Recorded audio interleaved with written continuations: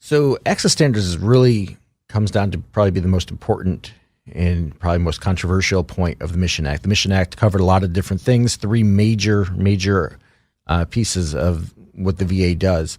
The central piece here, though, is about choice, or veterans receiving their health care in the private sector instead of in the VA when that's where they can get better care or more convenient care.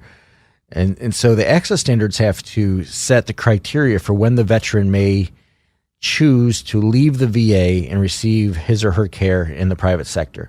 So since 2014, when we had this access crisis where we had veterans dying, waiting for care, the choice program that was created then said that if a veteran lives 40 miles away from a VA medical facility or 40 miles away from where they're going to receive their appointment, it would be declared that's inconvenient to the extent that they should be given the choice to go out into private care.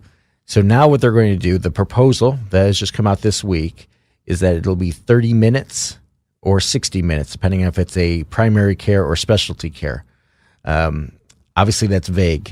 30 minutes, 60 minutes, how do you really define that? Here in Washington, it could take 30 minutes to get across the street sometimes. Yeah. And obviously in other areas of the country, 30 minutes is actually a long ways. So a lot of questions.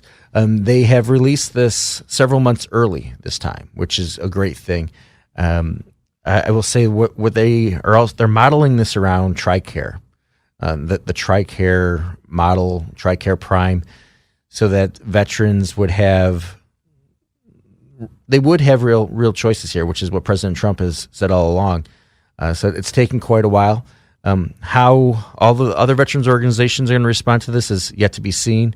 We're looking at it with a real clear point of view here, and we see some positives in this for sure. Like I said, there's some vague things that need to be hashed out, but when they're rolling out here in February or in January, what doesn't have to be rolled out until June, this is a good first start.